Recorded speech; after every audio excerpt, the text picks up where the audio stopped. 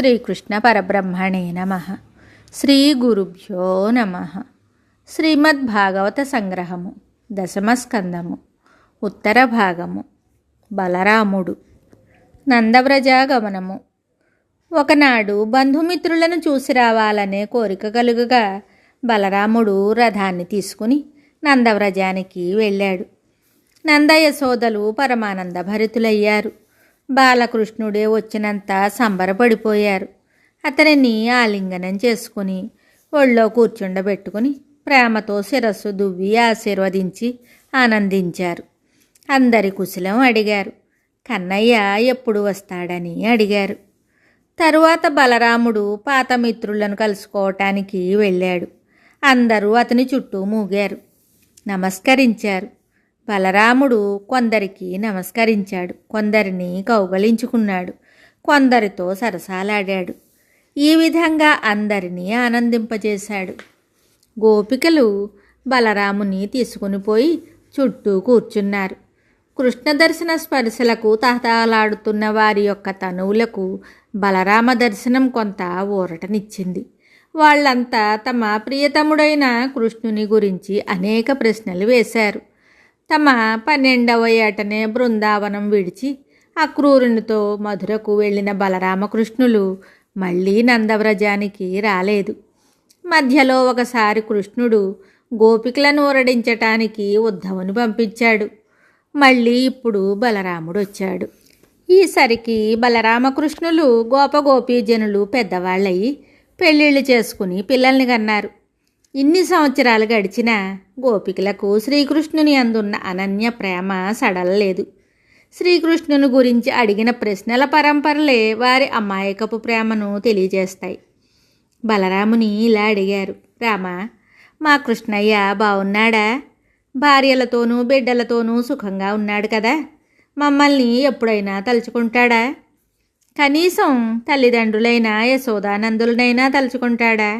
పోనీలే, నీవైనా మాయందు దయ ఉంచి మమ్మల్ని చూడ్డానికి వచ్చావు, సంతోషమే. కానీ ఆ మాయల మారి మేమిక్కడ ఎలాగపడి ఉన్నామో చూడటానికి ఒక్కసారైనా వచ్చాడా? అయినా అతనికి మేమెవరంలే. పిచ్చివాళ్లమై అతని గురించి మేమే భర్తలను, బిడ్డలను, గృహాలను సర్వము వదులుకొని అతని అందే మా తలపులన్నీ నిలుపుకున్నాం కదా. మరి అలాంటి మమ్మల్ని విడిచిపెట్టేసి వెళ్ళిపోయాడే. మళ్ళీ ఒక్కసారైనా వచ్చి మమ్మల్ని చూశాడా ఆ కఠినాత్ముడు? మంచి మాటలాడి మోసగించుతాడు. అవును, మేమంటే కల్లా కపటం తెలియని వెర్రిగొల్లలం, సులువుగా మోసగించబడతాం. కానీ పాపం చేతురులైన ఆ నగరకాంతలు కూడా అతని తీయని మాటలకు మోసపోతారేమో కదా. అయినా ముల్లోకాలను మోహంలో ముంచివేయగల ఆ ముగ్ధమోహనుని చిరునవ్వు బాణాలకు ఎవరు మాత్రం తట్టుకోగలరులే. మమ్మల్ని నట్టేట విడిచిపెట్టేసి నగరంలో కులుకుతూ మర్చిపోయిన ఆ మోసగాని గురించి మేమెందుకు ఇంతగా ఆరాటపడాలి? మేం లేకుండా అతడు హాయిగా కాలక్షేపం చేసేస్తుంటే అతడు లేకుండా మేము ఇంకా హాయిగా ఉండలేమా ఏమిటి? ఏమనుకుంటున్నాడో మరి ఆ గోపికా చిత్తచోరుడు అంటూ ఈ విధంగా గోపికలు తమ కృష్ణ ప్రేమను, వియోగ బాధను, అలుకను వ్యక్తపరుచుకున్నారు. బలరాముడు వారితో అనునయిస్తూ మెలిగి కృష్ణుడు వారిని మర్చిపోలేదని, చిన్ననాటి చేష్టలు, గోకులంలో తాను వాళ్లతో గడిపిన మధుర క్షణాలు అన్నీ తరచూ తలుచుకుంటాడని చెప్పి వారిని ఊరడించాడు. వారందరూ బలరాముని యందు తమ కృష్ణయ్యను చూస్తూ కాలం గడిపేవారు. బలరాముడు ఆ గ్రామంలో చైత్ర వైశాఖ మాసాలు గడిపాడు. గోపగోపికలతో అనేక విధాల లీలా వినోదాలలో ఆనందించాడు. ఉద్యానవనాలలో, యమునా నది ఇసుక తిన్నెలలో అందరూ కాలం తెలియకుండా విహరించి వినోదించారు. చెట్ల తొర్రలలో చేరిన వారుని రసాన్ని త్రాగి మత్తెక్కి ఆడుకునేవారు. ఒకనాడు బలరాముడు బాగా మత్తెక్కి జలక్రీడలాడదలుచుకుని యమునా నదినే తన వైపునకు ప్రవహించమని ఆజ్ఞాపించాడు. మైకంలో ఉండి అన్నాడులే అనుకుని యమున ఆ మాటను పట్టించుకోలేదు. బలరాముడు ఆగ్రహావేశంలో, నా ఆజ్ఞను అలక్ష్యం చేసిన నిన్ను 100 పాయలుగా చీల్చి నీ అసలు రూపం లేకుండా చేస్తాను చూడు అని తన నాగలితో యమున ఒడ్డును పెకలించటం ప్రారంభించాడు. అప్పుడు ఆ నదీమ తల్లి భయపడి వచ్చి బలరాముని పాదాలపై పడి ఇలా విన్నవించుకున్నది: ప్రభు, నీవు సాక్షాత్తు ఆ సంకర్షణ దేవుడవు. నీ అంశతోనే ఆదిశేషువు ఈ భూభారాన్ని మోస్తున్నాడు అనే విషయాన్ని విస్మరించి నేను అపచారం చేశాను. నన్ను రక్షించు. నా తప్పిదాన్ని మన్నించి నా ప్రవాహాన్ని మళ్లించకు అని వేడుకొని వస్త్రాలు, ఆభరణాలు, పుష్పమాలలు కానుకలుగా సమర్పించింది. బలరాముడు సంతృప్తుడై అందరితో యమునలో జలక్రీడలాడి యమున ఇచ్చిన వస్త్రాలు, ఆభరణాలు ధరించి మనోహర రూపుడై శోభిల్లాడు. తరువాత బలరాముడు అందరి వద్ద సెలవు తీసుకుని ద్వారకకు మరలి వెళ్ళాడు. బలరాముని నాగలిచే చేయబడిన జాడ ఇప్పటికీ ఉన్నది. ద్వివిధుని వధించుట.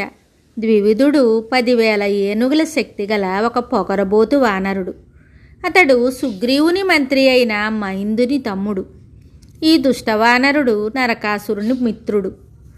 నరకాసురుడు శ్రీకృష్ణునిచే చంపబడినందున ద్వివిధుడు కక్షబూని ఆనర్త దేశములోని యాదవుల పల్లెలను, పట్టణాలను తగలబెట్టడం, ఆలమందలను బెదిరించి తరిమివేయటం, చెట్లను విరిచివేయటం, ఇళ్లను పడగొట్టడం, స్త్రీ పురుషులను పట్టుకొని పోయి గుహలలో దాచివేయటం మొదలైన ఘాతుక చర్యలతో బాధిస్తూ ఉండేవాడు.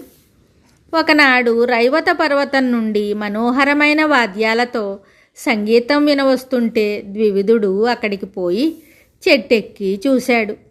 అక్కడ ఆజానుబాహుడు, సుందర విగ్రహుడు అయిన బలరాముడు కొందరు సుందరీమణులతో కూడి చుక్కల మధ్య చంద్రుని వలె మెరిసిపోతూ వారుని రసాన్ని త్రాగుతూ, పాడుకుంటూ, ఆడుకుంటూ విహరించటం చూశాడు. తన జాతి సహజమైన చేష్టలను చేయాలనిపించి బలరామునికి దగ్గరగానున్న ఒక చెట్టెక్కి తన తోకతో బలరాముని మెడను తాకుతూ కొరికిన పండ్లను అతని పైన వేస్తూ, పళ్ళికిలిస్తూ, వెక్కిరిస్తూ కిచకిచలాడసాగాడు. బలరాముడు చిరాకుతో ఒక రాయి విసిరాడు. దానిని తప్పించుకుని వానరుడు కిందకి గెంతి బలరాముని చేతిలోనున్న మద్యపాత్రను లాక్కొని నేలకేసి కొట్టాడు. స్త్రీల వస్త్రాలను లాగి చించటం ప్రారంభించాడు. బలరామునకు పట్టరాని ఆగ్రహం వచ్చేసింది. తన ఆయుధాలైన నాగలిని, రోకలిని సిద్ధం చేసుకుని వానరుని తరిమి కొట్టాలనుకున్నాడు. అతడు సామాన్యమైన వానరుడు కాడు. మహాబలశాలి అయిన హనుమంతుని వంటివాడు. ద్వివిధుడు ఒక వృక్షాన్ని పెరికి దానితో బలరాముని మొత్తాడు. బలరాముడు లక్ష్య పెట్టకుండా తన ఇనుప రోకలితో వానరుని తల బ్రద్దలు చేసిన వాడు లక్ష్య పెట్టకుండా ఇంకొక వృక్షాన్ని పెరికి కొట్టబోయాడు. బలరాముడు దానిని ముక్కలు చేసి పారేశాడు. ఈ విధంగా వానరుడు పెరికి విసురుతున్న చెట్లనన్నింటినీ బలరాముడు ముక్కలు చేసి వేస్తూనే ఉన్నాడు. తరువాత వానరుడు బండరాళ్లను విసరడం ప్రారంభించాడు. వాటిని కూడా రాముడు ముక్కలు చేశాడు. చివరకు తాడి చెట్ల వంటి తన బాహువులతో వానరుడు ముష్టి యుద్ధానికి దిగాడు.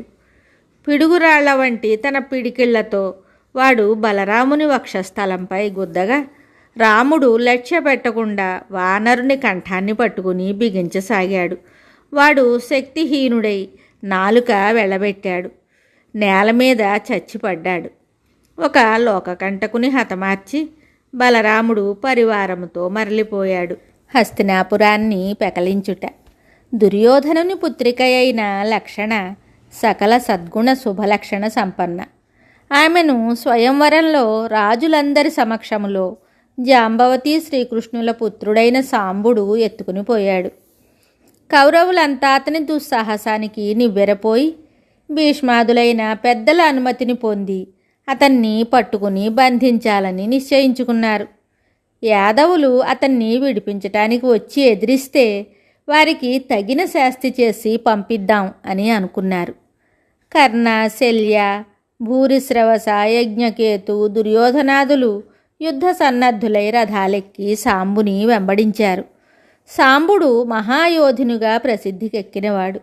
కౌరవ ముఖ్యులు, మహావీరులు అయిన ఈ 6గురిని సాంబుడు ఒక్కడే ఎదుర్కొని తన చుట్టూ మేఘాల వలె క్రమ్మివేసిన శత్రువుల బాణాలను తన యొక్క శరపరంపరలతో ధ్వంసం చేశాడు. మెరుపు తీగలాగా అందరినీ ఎదుర్కొంటూ వారి రథాలను, గుర్రాలను, సారథులను, జెండాలను నేలకూల్చాడు. కౌరవ యోధుల కవచాలను ఛేదించి వారిని గాయపరిచాడు.